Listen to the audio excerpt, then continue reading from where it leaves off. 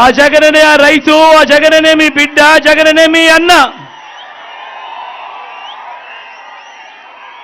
ఈ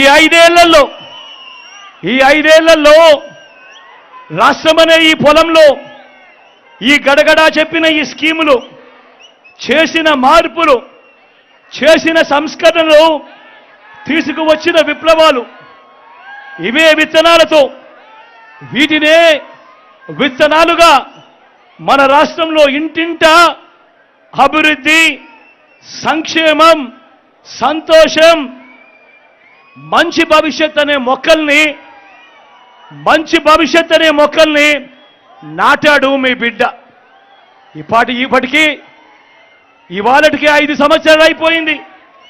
ఈ ప్రతి ఇంట్లో నాటిన ఈ మొక్కలు, ఈ ప్రతి గ్రామంలో నాటిన ఈ మొక్కలు, ప్రతి పట్టణంలో నాటిన ఈ మొక్కలు, ప్రతి సామాజిక వర్గంలో నాటిన ఈ మొక్కలు 5 ఏళ్లుగా పెరుగుతూ, ఈరోజు 5 ఏళ్లుగా పెరుగుతూ వస్తూ ఉన్నాయి.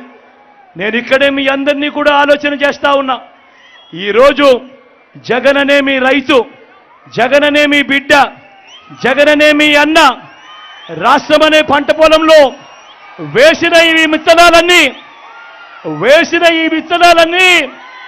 మరో 15 సంవత్సరాలలో వృక్షాలవుతాయి. మరో 15 సంవత్సరాలలో వృక్షాలవుతాయి. 15 సంవత్సరాల తర్వాత ఆ పిల్లలు ఆ క్వాలిటీ చదువులతో బయటకు వస్తారు. ఆ అభివృద్ధితో అవి మహావృక్షాలుగా అవుతాయి. బ్రతుకులు మారుతాయి, తలరాతలు మారుతాయి, పేదరికం అన్నది మటుమాయమైపోతుంది అని చెప్పి కూడా ఈ సందర్భంగా సగర్వంగా తెలియజేస్తా ఉన్నాడు మీ బిడ్డ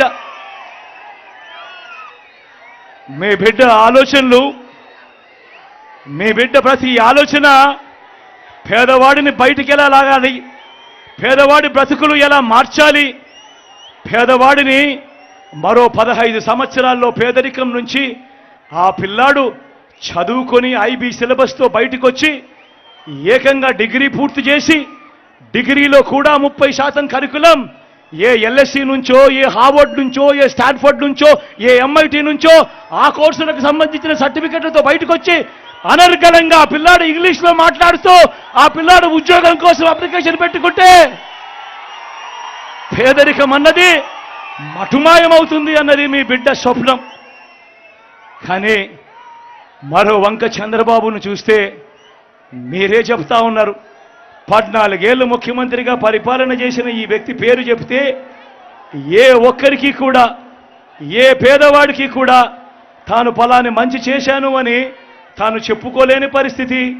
తన 14 ఏళ్ల కాలంలో తాను ఫలాని మంచి చేస్తూ ఏ పేదవాడికైనా ఫలాని స్కీము తీసుకొచ్చాను అని తాను చెప్పుకోలేని పరిస్థితిలో తాను ఉన్నాడు అనంటే ఆయన చేసిన మోసాలు ఎలా ఉంటాయో ఒక్కసారి గమనించమని అడుగుతా ఉన్నా. అధికారం వచ్చేదాకా అబద్ధాలు, మోసాలు, అధికారం దక్కితే చంద్రబాబు చేసే మాయలు, మోసాలు ఎలా ఉంటాయో 2014లో ఇచ్చిన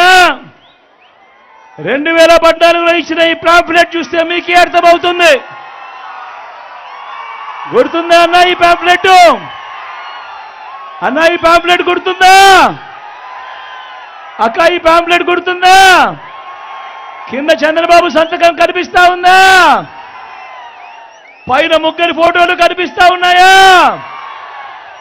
2014లో ఇదే పెద్ద మనిషి చంద్రబాబు నాయుడు గారు తాను ఎన్నికలకు వెళ్ళేటప్పుడు ముఖ్యమైన హామీలు అని అంటూ తాను సంతకం పెట్టి స్వయంగా ఈ కూటమిలో ఉన్న వీళ్ళ ముగ్గురి ఫోటోలు వేసి ప్రతి ఇంటికి పంపించాడు ఈ పాంఫ్లెట్.